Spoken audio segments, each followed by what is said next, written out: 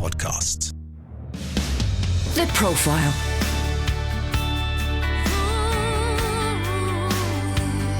You're listening to Premier Christian Radio. Where faith comes to life.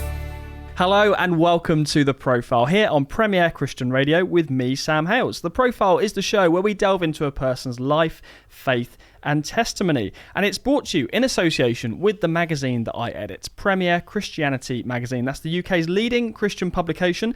It is published every single month and we would love you to have a free copy. Why not go to premierchristianity.com/free sample, simply type your details in and we will send you a free copy of the latest issue.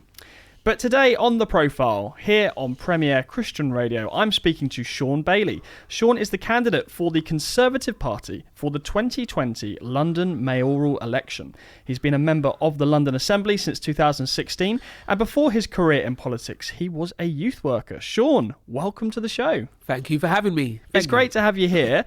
We always like to start at the beginning on this show and hear about a person's life growing up. So tell me, what was early life like for you? So I'm a Londoner, born and bred, West Londoner, Ladbroke Grove, Shepherd's Bush, that kind of area. I was single parent, my mum was a single parent, just me and my brother. We lived with my granddad at the time and uncles and aunties in a big house in a sunny road called Bracehill Road, and before that, Blade Grove Road, right near Acklem Adventure. We were sort of your average sort of West Indian family, struggling to make ends meet, but just having a really good time. I didn't realise that we were poor because we had so much love. I was deep into my school career before I realised, oh my gosh, we're broke. It's because I was surrounded by love. I come from a big family, and Jamaican families are... So let me put it to you this way. I have an auntie called Auntie Ryan, Auntie Nez. I didn't realise that Auntie Ryan wasn't a blood relative till I was in my 30s. Wow. You know, I come from that sort of background where everybody mucked in and everybody came around you and you were told these people, your aunties and uncles, and they behaved in that way. So you just assumed they were and you just kept going. And it shows you in one sense that community can be as thick as blood if it's built in the right way. I went on to secondary school, which I went to Henry Compton. So my primary school was Oxford Gardens, and I went to Henry Compton in Fulham. And I think that the challenge I had there was we were surrounded by lots of boys who were beginning to get very, very seriously criminally involved. I hesitate to use the word gangs because at the time it was much more driven by association. So you went to the same school, you lived in the same area, you were from the same estate, that kind of thing. But I was very close to lots of boys who were really beginning to show some quite extreme behaviour. And it was a challenge for me because I grew up, I was quite young, quite immature. And so people like that are very attractive to you. But I had a strong mother, strong uncle as well, two, in my Uncle Dennis and my Uncle Trevor, who were very, very instrumental in keeping you away from that. Was that important having, would you almost describe those as father figures, to have strong men in your life who could guide you in that way? Undoubtedly. I mean, the only reason I don't describe them as father figures because they were literally blood uncles. Right. And in our tradition, and I'd say in our Christian tradition, that was their role, to provide that male input, and they did it, and they were very, very good at it, and I thank them both for it. But that was very instrumental in keeping me away from that behaviour. And I'm the kind of person who gets involved. So I did gymnastics when I was younger. I was part of the Army Cadets. Technically, I only left the Army Cadets about 6 months ago. And that my mum was desperate to get me involved in stuff to take me away from those boys. Yeah. And I'm a little bit sporty. I really enjoyed Army Cadets. It was a massive part of my life for so long. I mean, even today, I'm an honorary colonel in the Royal Regiment of Fusiliers because of my cadet link. I did gymnastics for over 22 years. And from those roots came my youth work, all of that, being involved in the community, being involved with other people. It sounds like that kind of community element you had, good people around you, prevented you in some ways from going in a different direction in your life with that group of other boys. What specifically were they getting up to, and what was the life that you could have led if you didn't have those kind of key people in your life bringing you away from that? I mean, what they got up to was basically everything. It was a standard stuff that you sit at home and read a newspaper. I remember my younger brother and sister used to often say, you know, don't become a statistic. And that's what it was. It was, you know, the whole robbery and all that kind of jazz. And when you come from a poor background and you're surrounded by crime, it is very hard not to get involved. It very quickly becomes normal. And that's why my mum was so busy plucking me away, and my uncles are so busy, you know, standing in between me and those influences. and did quite a good job. But that's the thing that pushed me towards youth work. I wanted to provide that for the children who didn't have that in their house naturally or were really hard to reach. I think my youth work background stemmed from the fact I found it very easy to reach out to children, who were having trouble because they were in care and didn't like it, or were just what we would call on road the whole time. I found it easy to connect with them. And my best friend at the time was a boy called Scott Hume, and his dad, a guy called Baron Hume, was a youth worker. And I worked for him for a bit, and he said, "Look, Shaun, do this, you're good at it." And he said one of the things to me that I always try to remember. I haven't always lived by it, but he said, "Pick something you're good at, it'll make your life easy." And he said that to me and sort of persuaded me to sort of become this, official youth worker. I worked for. But I cannot tell you what a pleasure it was and how much I learnt about myself. You mentioned just in brief there that when you grow up surrounded by crime, it's difficult not to go into that. Can you help people understand who perhaps have had, let's say, a more privileged background, who don't know what that means to be growing up in an environment where you are surrounded by crime? Help people to understand exactly what was going on for you as a young person, exactly what you were seeing, and why there would have been a kind of temptation to go down a road that would not have been of benefit to you. The word I would use is the norm. So if you're sat at home now, you don't view yourself as particularly privileged. Very few people don't. And I don't mean it in the fact that you're royalty, but what I mean is your family's history has been able to keep you away from these things. So imagine this scenario. You are out on the street an awful lot because you don't have much room in your home, or it's not very comfortable in your home emotionally. You're meeting groups of boys who have all the things you want, jackets, football boots, footballs, the flash cap, whatever it is, have all the social status that you're after as a young person. And the way in which they got that is very easy. They will highly instruct you in how to do that. It's oftentimes very illegal, but quite easy. It's hard to avoid that. And then there's the other end of the scale where if you don't do it, they will simply batter you. Right. It's not rocket science. They ask you to do things, you don't do it, they beat you up. Yeah. And somewhere in between those two places, you have to find a way to exist. Now, some children disappear, literally don't come out of their house.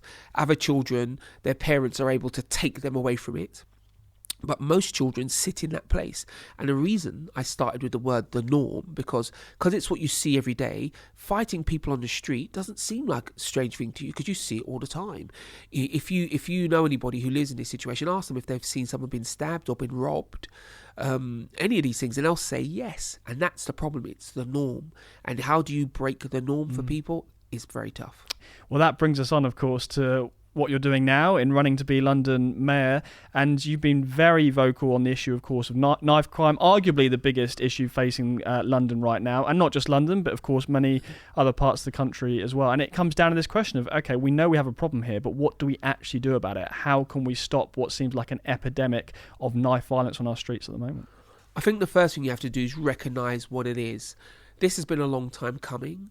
I've been involved in public life for a long while now, and I've been shouting at people to listen to me. I've written stuff in the past where people are now using it to beat me over the head. But the point was, I said those things so that career politicians would listen. They didn't listen. It's why I got involved in politics, to make sure that those stories are being passed up the line. It's strange. Every time someone says to me, "You're a politician," I have to remind myself, oh my gosh, yes I am.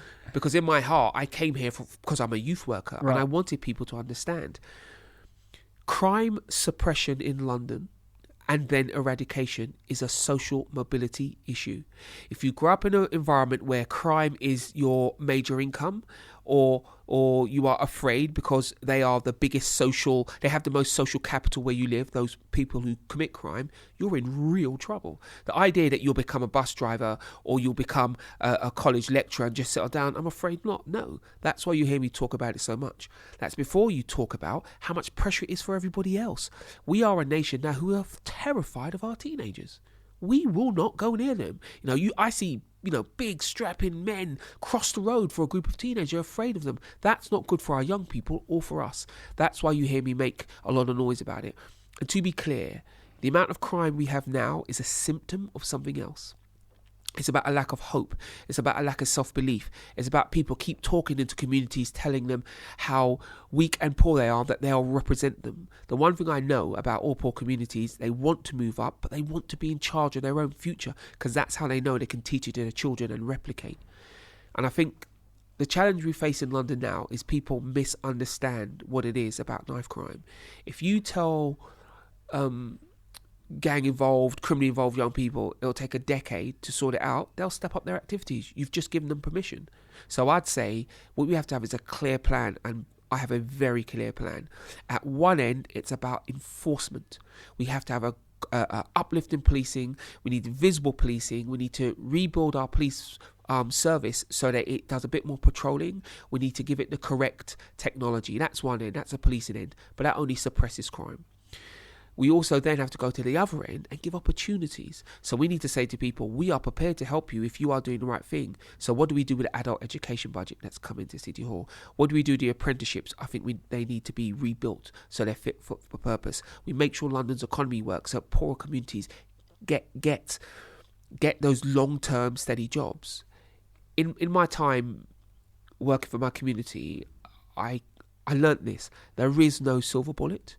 But there's some bullets that really, really make a difference. And employment and family are two of the biggest. And employment is something that the mayor can absolutely do something about.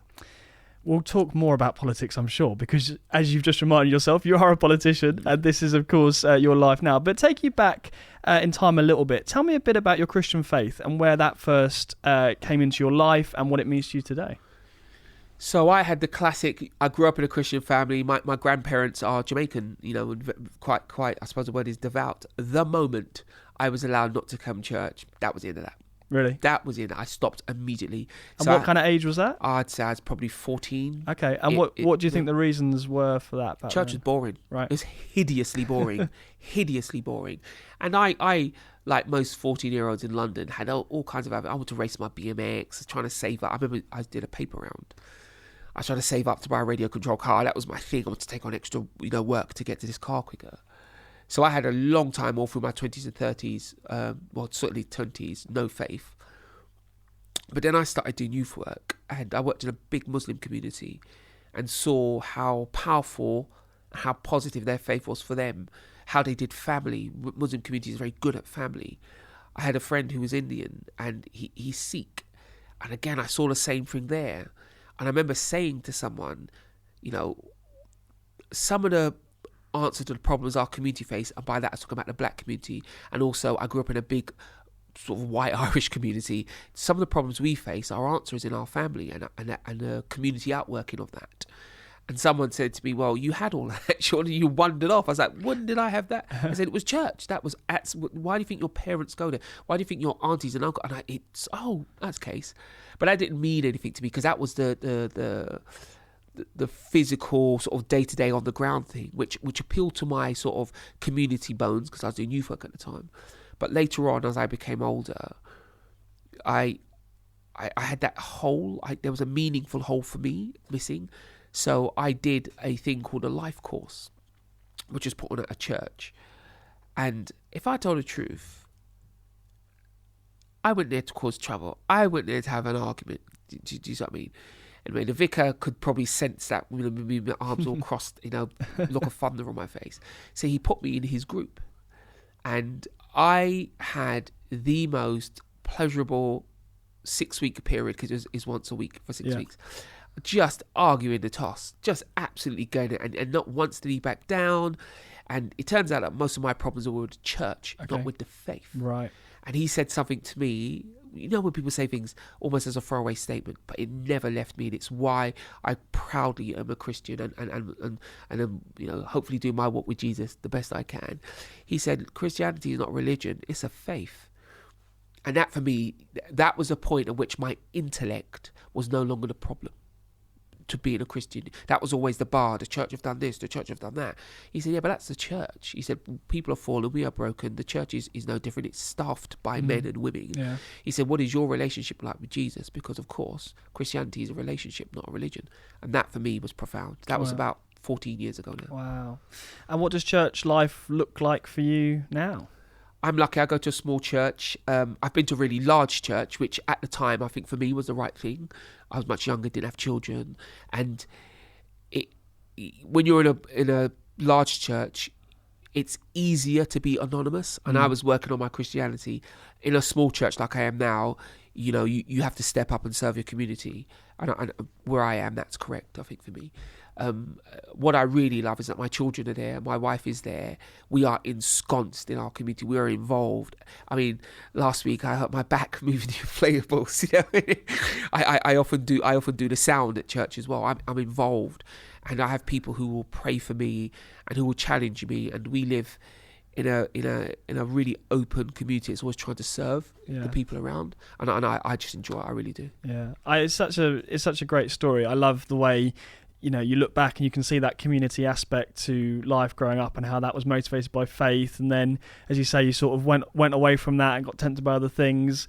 And I find it really interesting what you said about being challenged by people with different faiths and seeing the community they had, but actually the community aspect not being enough. And at the end of the day, either Christianity is true or not. And there's an element there where it's like, yeah, okay, there's lots of different places you and I can go and there's a community feel. But at the end of the day, it's based on something deeper and more true than just it's a nice place to meet people. I mean, people across London have their faith. One of the great things about doing what I'm doing now, you go across London and you meet people and they have their faith, and I'll always support people's right to have their own faith, but this is my faith. Yeah, this is my faith, and I joined as an adult, as it were. Yeah, and I had a long, hard look, and continue to have that, about what it means for me to be a Christian.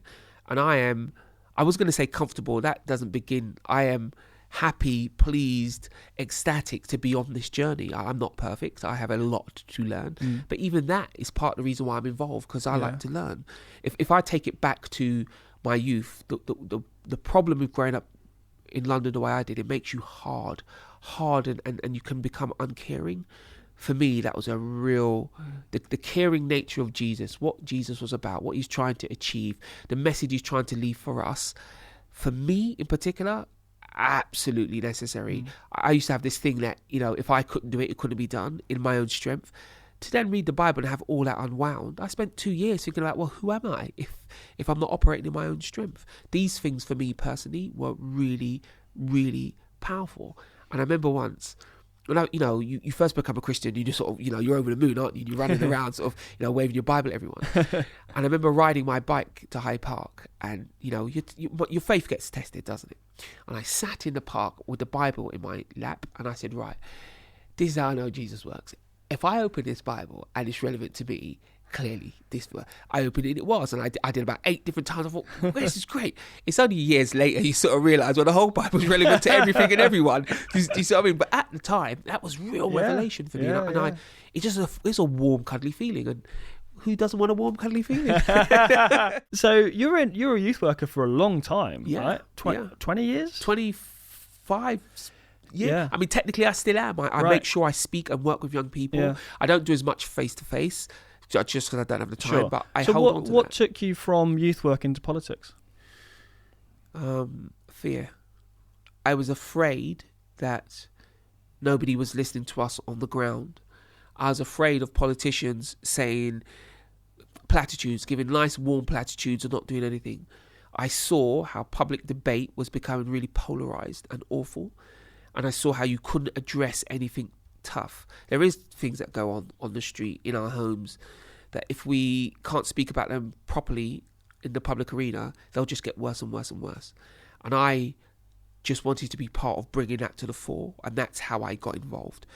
That, you know, and I had a parent once who said to me, Shaun, you've been great for my boy, you've been even better for my girl, because we were having conversations about how she could take herself forward. And she said to me, enough with the preaching, it's time for a demonstration. and those words kind of stuck with me. And when I wrote something for a think tank, whatever, but when the opportunity came around, I thought, let me make sure the things I say on a day-to-day are true, and I grasped the nettle, and here I am.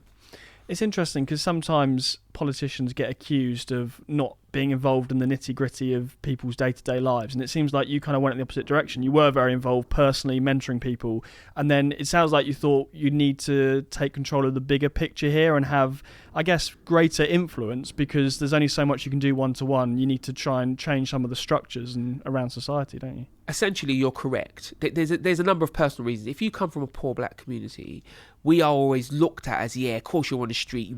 We run, we sing and we jump, we're sexy or we're dangerous. Do you know what I mean? And I'm always trained to say to poor communities, black and white, your children can do more. There's no reason why your child cannot be CEO of our RBS or, run Premier Christian Radio. We can do anything we like. And again, I was trying to demonstrate, trying to vanguard, try to get involved. But the kernel of it was, I was dealing with all these tough issues on a day-to-day basis, and I just couldn't see them being reflected in public life. Right. Nobody was having a real conversation about what was really going on. Yeah. And I just thought this situation will get worse if the people who got big levers don't know about it. So I gently tried to get involved. Yeah. So 2020, big year. London Mayor election's going to take place. You're standing for the Conservatives. Yeah. Why is it that you fell in with the Conservative Party and not any other political party? I think for me, growing up, if I sort of play party politics, the first thing I say actually is I don't particularly care for party politics. I am me. I'm about my politics. One of my greatest supporters is my uncle, who's always been a Labour voter. But his words to me were, you must have politics that's beyond the party. I carry that all the time. I try to be beyond politics in that sense. I think I joined the Conservative Party because I think what poor communities across London need is help to stand up on their own. They don't need to be made dependent. And I saw a Labour movement, largely, that was full of very decent people, very, very good people. But the movement was, it needed victims, and I know that if people keep preaching to you that you're a victim, they're the outcomes your community would have. And I just believe in the talent and the strength and the dignity of poor communities across London. I'll give you an example of it. People will always say crime and poverty are linked, and of course they are, but they never mention that the vast majority of poor people don't go anywhere near crime. All they try to do is make their ends meet, day in, day out, week in, week out. But people conflate things in order to not have a detailed debate. And that led me to become a Conservative, because I believe in family, I believe in church, I believe in the dignity of work. I believe in networking, I believe in these things. And if I had to pick one, that's the one I picked. It's interesting. I mean, you've spoken a lot about poor communities, and clearly that's where your heart is and a lot of your politics, and wanting to help those who are marginalised or from poorer backgrounds. And yet, of course, the Conservative Party does have a reputation in some quarters for being the party of the rich, and you could even point to policies that say it seems like the rich are being preferred. You must have heard that accusation before. What's your response to that? Are you not part of a party, an organisation that doesn't care about the poor? I mean, I get it all the time. I think people say it to me and they realise there's a tough thing to say to Shaun. So they immediately say, someone else, and they'll name someone who they want to name. I'd say this. You cannot win elections in this country if you don't work for the vast majority of people. The Conservatives have won the most elections. That says something. We are definitely the party of the working.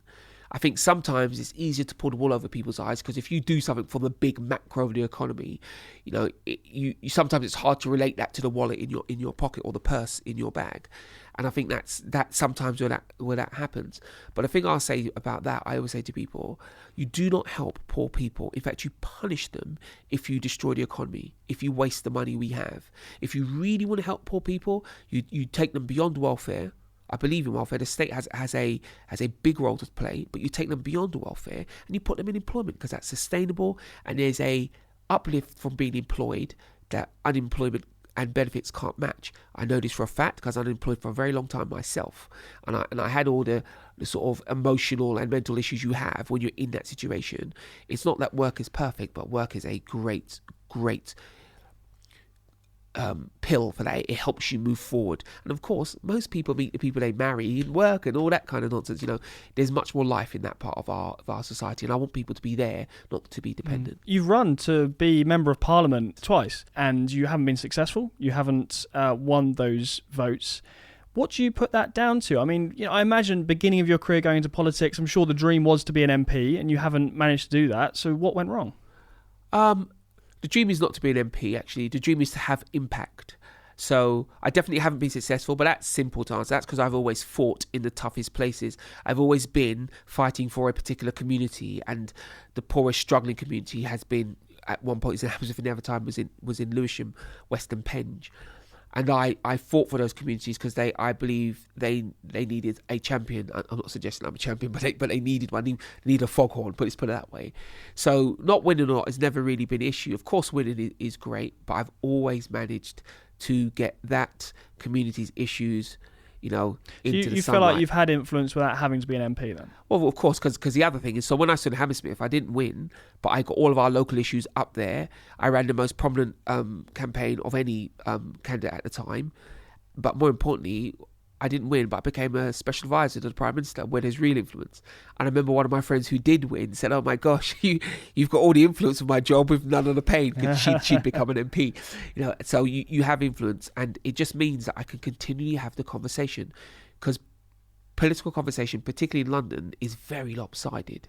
And I've been a small part of trying to even that balance, and I'm quite happy to fight anywhere. Winning, of course, would be great because you've got real influence, you can change things, but the fight is important as well, and that's why I always take it on. Do you expect to win next year? Yes. I mean, look, I'm trying my best not to sort of go down a political rabbit hole, but the current situation in City Hall cannot continue. London is going in the wrong direction. Record crime, poor transport, just hideous housing targets that we're not reaching. I have solid plans to put all of those things right. So, of course, I'd want to win to do that. But I also know that Londoners need a viable alternative, and hopefully I'm that. So it would be demoralising then if you didn't win? Look, I'm tougher than that. I've not won twice before and survived, arguably thrived. I mean, I come from a place where if you didn't do what people want to do, they'd stab you. So losing the political race is in not the grand scheme of things. It's not that big a deal. It's just not. I mean, don't get me wrong. It's not. I'm not happy. I'm not gleeful. I'm not an idiot. But you just keep going, don't you? Would you run to be an MP again? Yes, I'd run to be an MP again. I'd run to be mayor again. You can see many stories of perseverance in the Bible. That's what life is often about. And I always enjoy the journey. I'm Sam Howes. You're listening to Premier Christian Radio. You've joined us for The Profile, and my guest today on the show is Shaun Bailey. He is the Conservative candidate for the London mayoral elections happening later this year. You can hear the rest of our conversation coming up right after this. Premier Christianity Magazine. Are you fed up with fake news or bored of bad stories? We think it's time for something different. I'm Sam Hales, editor of Premier Christianity Magazine. Every month, our team publishes stories of lives transformed, testimonies, miracles, healings, and loads more good news. We're here to encourage you, excite you, and keep you up to date with all that God is doing through His church. That's why we're proud to bring you a magazine that's different. For your free copy, visit premierchristianity.com/free sample.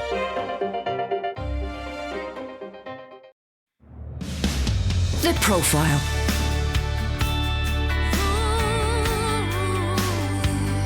You're listening to Premier Christian Radio. Where faith comes to life. Welcome back to The Profile here on Premier Christian Radio with me, Sam Hales. I'm the editor of Premier Christianity Magazine. That's the magazine that sponsors this show. If you would like a free sample copy of our latest issue, just head to premierchristianity.com/free sample. Time to get into the second part of my conversation with Shaun Bailey. He is the Conservative candidate for the London mayoral elections. Let's listen in. Do you think there are any unique challenges that Christians face in being involved in politics? I'd say yes. I think Christians are often quite persecuted. We're persecuted for our views. People say things to us that they wouldn't say to people of no faith or any other faith. I think because we are seen as a sort of establishment faith, and that's allowed people to say things. I speak to a lot of churches who find a real challenge in getting a place to worship as well. So there is special and you pressures. call that, you'd say that's persecution? Well, are we persecuted? Yes, we are. There's no doubt about that. internationally, nationally, people might feel differently about it, but that's how I feel. And I know a lot of people of faith feel that way because of what's said about them, what they cannot say, how they're held out of certain events, etc. So they feel that way, and I have a lot of sympathy for that. Can you give some examples of where you feel like Christians have been persecuted in London or in the UK? I think what's happened, and you'll see it in my election, I imagine, is that you go for office and they'll use your belief to suggest that you're not cosmopolitan, you're not inclusive, or something like that. But I wonder if they do the same to somebody else of no faith or different faith, and I worry about that because we must be allowed to have our views. One of the really interesting things about running for Mayor of London for me is I've met people of all faiths, and I remember going to Bhaktivedanta Temple, a Sikh temple, and just having the most enlightening conversation and thinking to myself, if either of our faiths were pushed out of public life, this conversation, this level of community care wouldn't work.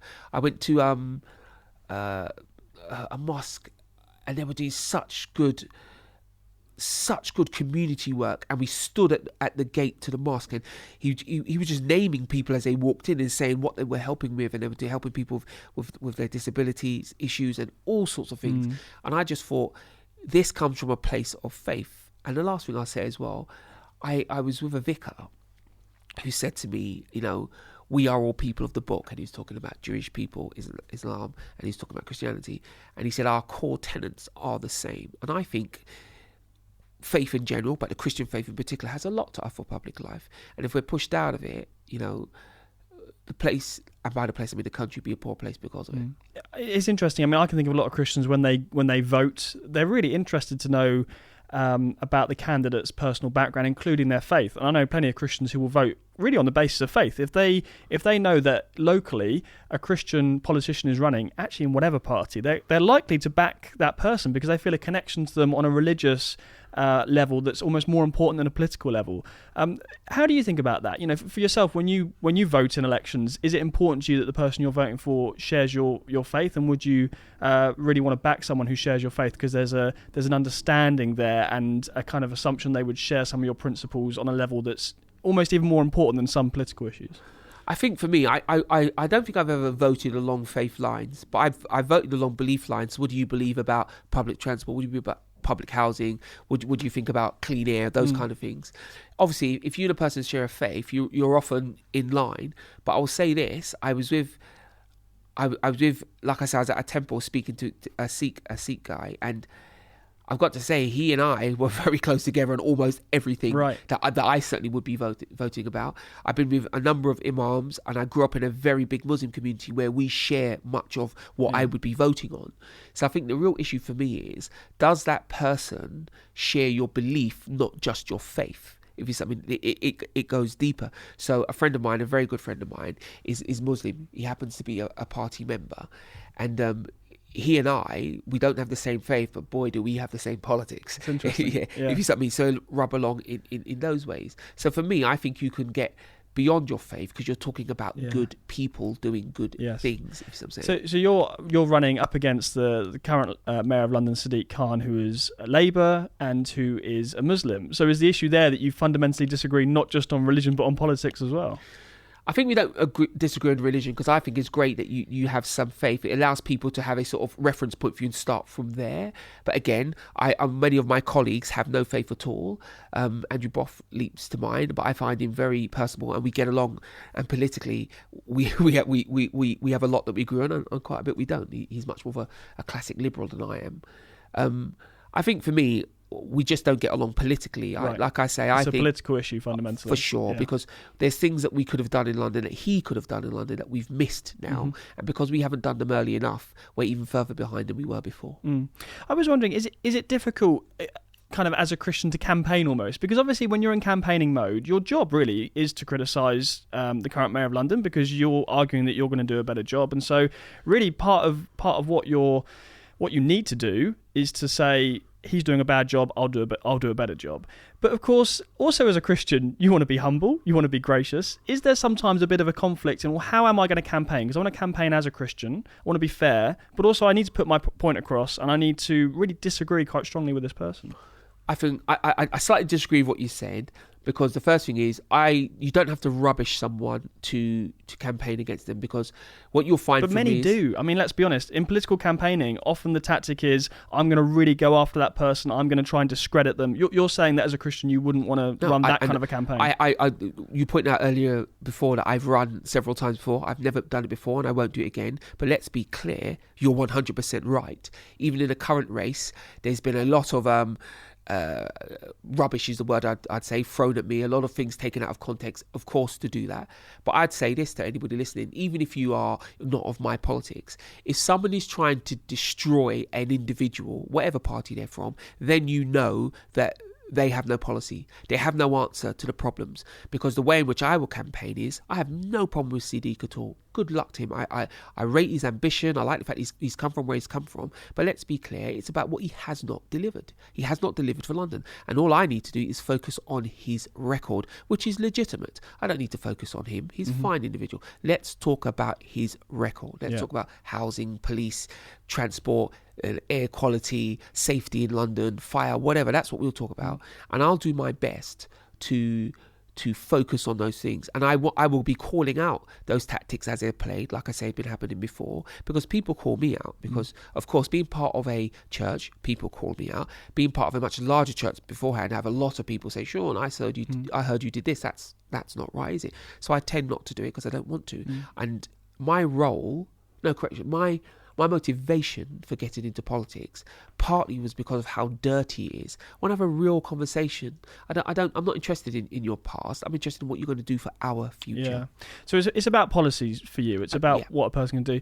I'm not saying this applies to this particular race, but just in general with political campaigning. Do you think personal morality, personal integrity, should that factor into a race, to a campaign as well, to say, actually, I have integrity as a person, perhaps in your relationship, with your marriage, you're faithful, those sorts of issues? Do you think they should factor into our political debate, or do you think, no, that's personal, that's private life, and we shouldn't touch those issues? I'd probably say that they're personal issues, but I'd say one thing.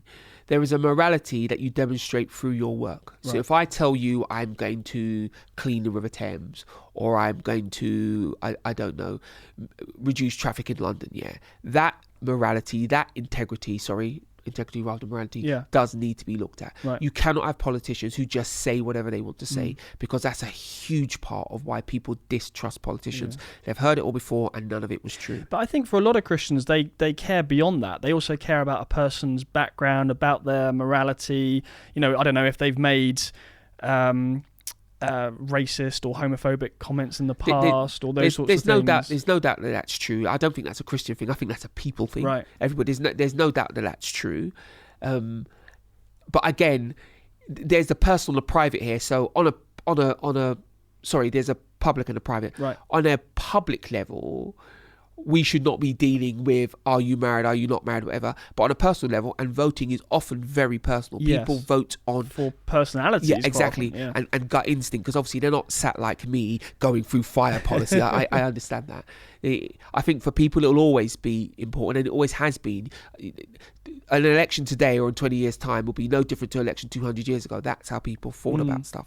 But of course, that opens up a whole other set of dirty tactics to people to just rubbish a person. And one of the big things I think as well is we are very poor in this country around the evolution of a person, a second chance, a changing, if you see. And I think that sort of focus means that we will never get beyond it. I've often thought that, especially as a Christian, with thinking about things like forgiveness. I think forgiveness is a word that doesn't really get used in politics much. It's very much if you mess up, then I think, and it can happen in the media, can't it? It happens in the media as well as politics, where it seems like, well, once you make a mistake, that's it. People, it's the court of, I used to call it the court of public opinion. That's not true. It's the court of press opinion. And remember, you're having people who can write about you and attack you and never have to answer for it. In a different way. If a politician attacked you, he might have to, or she might have to answer to it, when they see you face to face in a debate or something. When they get their friends in the press to do it, there's no comeback. And that's why it's just getting dirtier and dirtier and dirtier and turning people away from politics. And you've had personal experience of this in the press, have you? Good grief. Right from the very beginning, 2007, right up to today. Hammer, hammer, hammer, hammer. Because what they're trying to do as well is frighten you. If they can scare you away from politics, if they can scare you into silence, they win. And they know that. And they're organised and they know. I mean, you hear stories, in the press. I remember Corbyn got into a lot of trouble for organising training sessions on how to undermine your opponent. That is not politics. Undermining your opponent doesn't get your bins collected or your roads safer or TfL's budget fixed. It doesn't do that.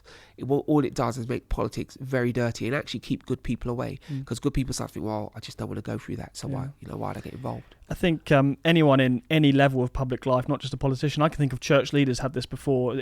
They'll say in any kind of leadership, you will be attacked completely unfairly, and you personally will know the truth about what you have and haven't done and haven't said, but people will say things about you that are not true, and that can obviously be incredibly difficult to deal with. How do you deal with that personally, as a Christian, as a politician, when those sorts of things happen? Have you handled that well in the past? Have you learnt lessons on how to deal with that? I can't say if I handled that well. You'd have to ask others. But there's 3 steps. You go home, you shut the door, you cry with your wife. You then pray with your wife. You then get up in the morning, read a Bible passage. Remember that everybody's had it done, from Joshua to Moses, and everybody in between. And you get out and you go again. I made a quip early on that I come from a background where if people didn't like you, they'd pull a knife on you, they'd threaten to stab you, they'd chase you down.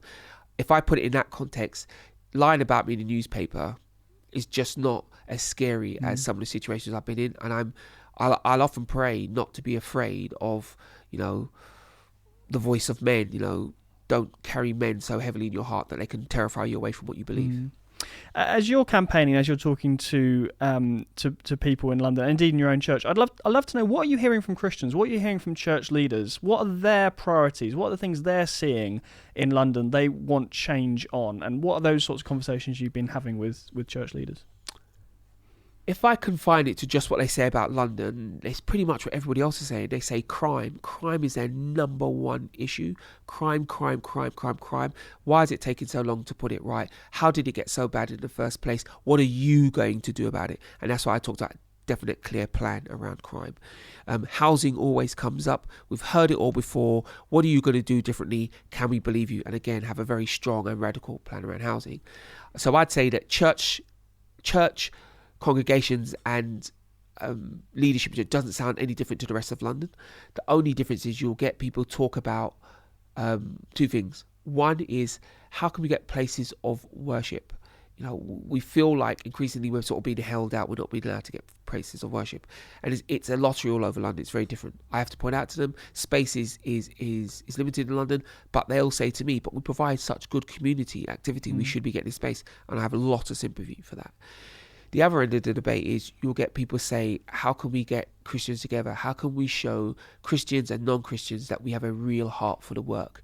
You'll often meet churches who do lots of community work, anything from nursery to sort of debt management, all that. And they say, look, Sean, we don't feel the need to preach. People worry that we're going to preach. We're not going to preach. We feel that people will see Jesus in us through our actions.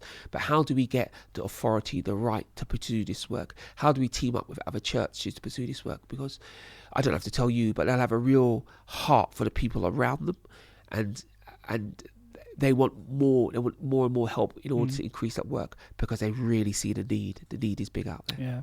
Yeah. Back in February 2018, our magazine Premier Christianity, we did a big cover story on knife crime in London. We called it The Battle for London, and we looked at what churches and Christian leaders are doing to try and tackle this problem. And then more recently, Premier's run a campaign called Peace on Our Streets, encouraging Christians across the UK to pray for their local communities. And it's just a subject that is in the news, tragically, so much now.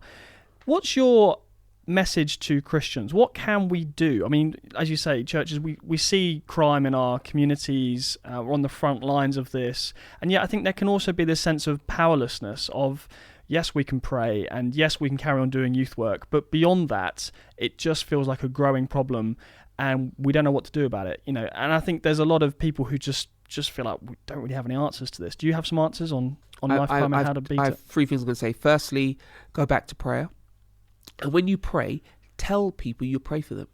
One of the most distressing things amongst young people is they believe that adults don't care about them. I know that not to be true. Of course adults care about them, if only because you're your own children, but you absolutely care, but they believe that.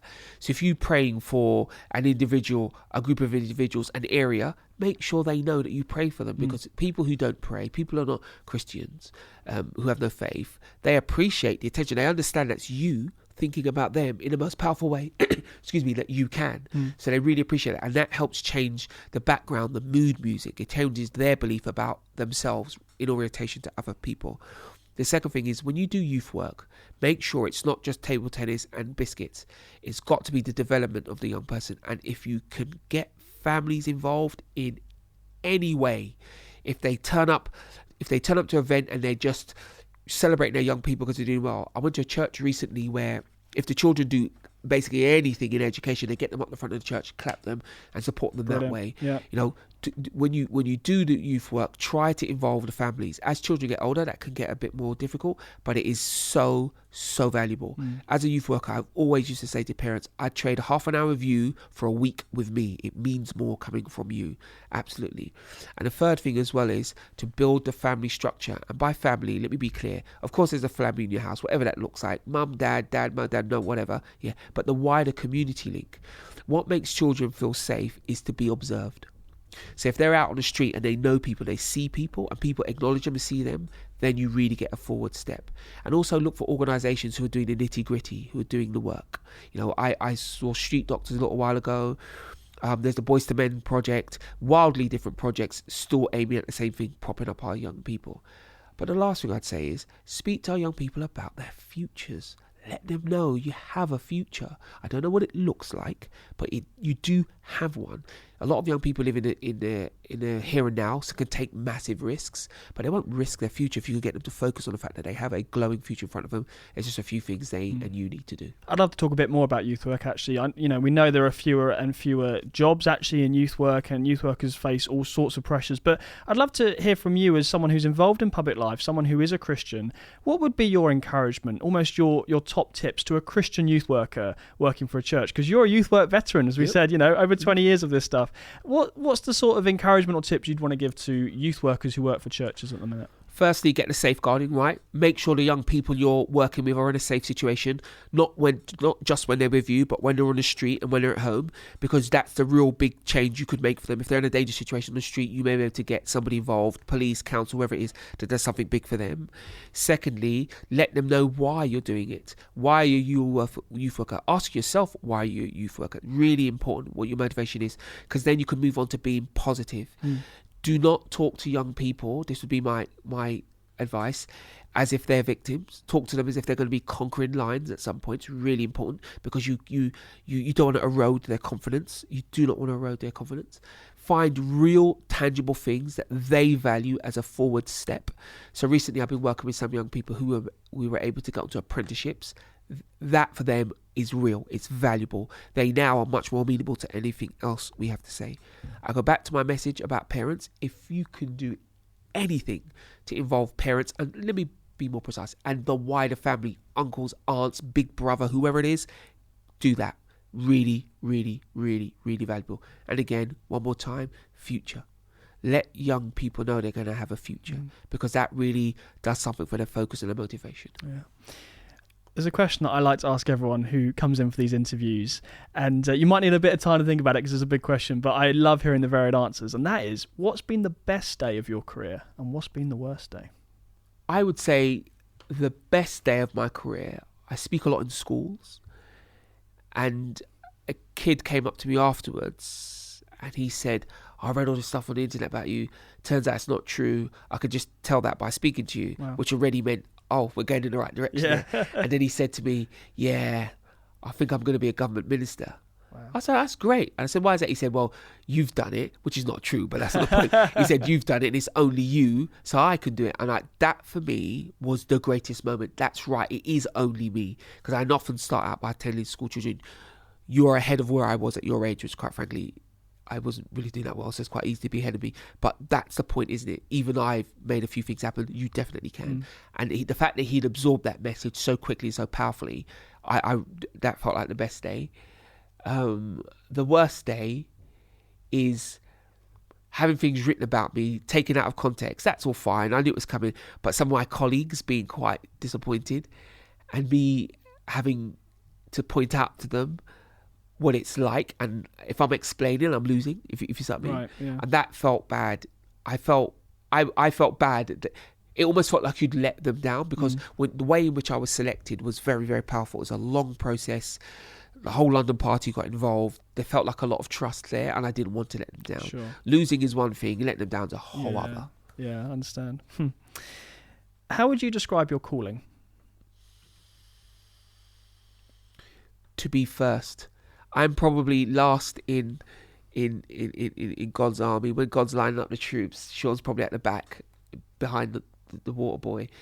But I'm a doer, and it often falls to me to give it a go. To give it a go first, the vanguard, to let people see that it can be done. I'm actually quite shy, but I can operate out of my comfort zone. So I try to do that on behalf of other people all the time. Anything from being the class rep at uni, to being on my housing association, to being on the residents group, if you see what I mean, to being elected to the London Assembly. It's my job to put my toe in the water.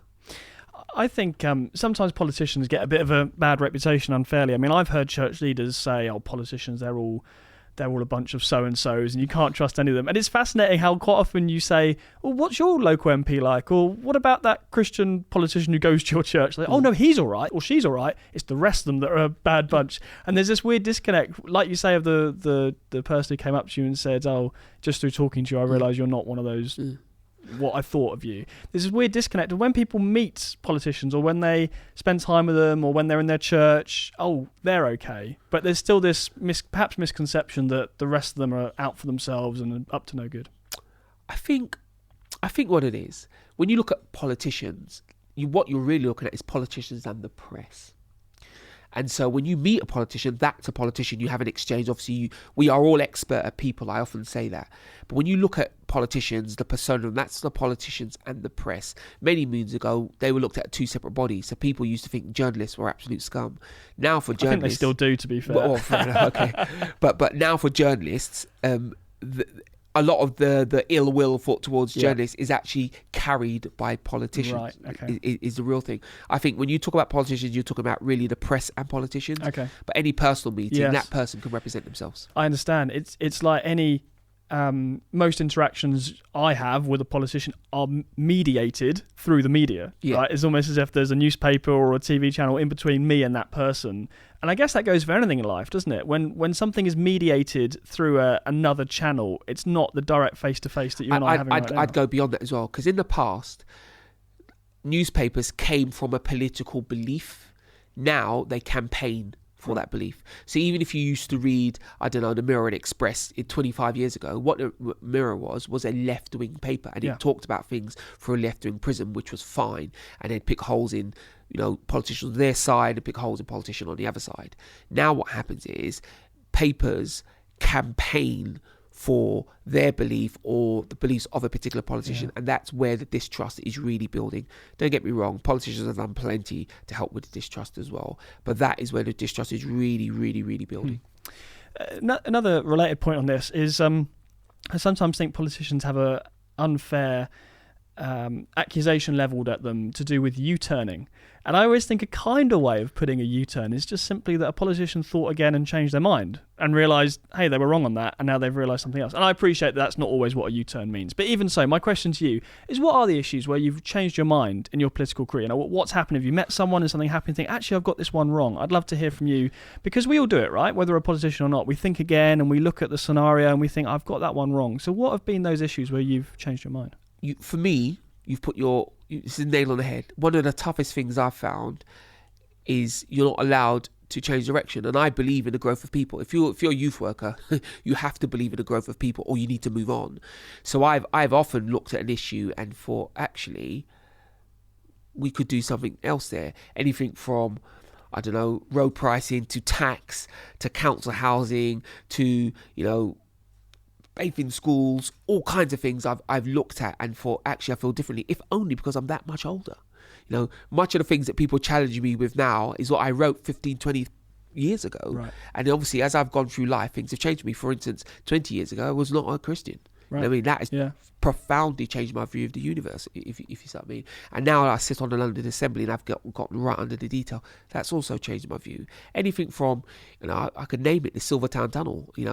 It's a good thing. Let's get it done. You have to finesse the argument, don't you? But our current public discourse means that we can't have any decent conversation. And of course, Twitter has just has refined it even more, because you have to say one part of an argument, and people expect that sort of sharp, short, non-explanation to come out into the real world. It can't. It just can't. Yeah. There's lots there on how public discourse, like you say, is going in a bit of a bad direction, and everything's becoming shorter and shorter. And yet here we are. We have had a whole hour to discuss in depth all of these topics and more. And finally then, we've talked about a lot of different issues, but what are perhaps point on one or two things we haven't talked about, the things that we as a society should be talking about, but for whatever reason have been ignored or overlooked? Working poverty. The amount of poor people who actually work to be poor is a scandal. I think it's a scandal across the whole of the Western world. I think the conversation we've had about it now has been platitudes. It's been lots of people making fluffy statements and claiming that they are the champions of the poor and not actually doing anything about it. I think the environment, what it actually means. When are we going to ask the public to make some sacrifices? Currently, I think the environmental lobby needs to be careful, because it could become just a preserve of the middle classes. I think we need to involve everybody in that. I'm certainly going to try. I told one of my colleagues when I got in the London Assembly, I want to learn to be an environmentalist. So let's have that conversation, go through that journey. I think the other thing as well is about personal responsibility. I think often now we talk about everything as groups of people. We do so much virtue signalling. There's politicians with entire careers built on virtue signalling. I think that needs to be challenged slightly. And part of that, for me, is the personal responsibility of the politician, but also the personal responsibility of the public. And I'd also say our health. One of the things that's really challenging to me is the NHS. It's a cherished organisation, and long may that be the case. But we as a public don't cherish our health, so we give them extra work. I think we need to have a conversation publicly about how we can help our own health to help the NHS as well. Yeah. Well, Shaun Bailey, it's been really interesting to talk. Thanks so much for coming on the show. My pleasure. I'm Sam Hales. You're listening to Premier Christian Radio, and you've joined us for The Profile, where we sit down with a leading Christian to find out more about their life, faith and testimony. My guest on the show today has been Shaun Bailey. He is the Conservative candidate for the London Mayoral elections, which are taking place later this year. And just to say as well, we will be doing our best to bring you similar conversations with the other candidates who will be running to be London Mayor later this year. So stay tuned for more interviews with the other candidates coming here on Premier Christian Radio in the coming weeks as we build up to that election. For now, just time for me to wish you a very happy new year, and we'll see you right here on the show next time.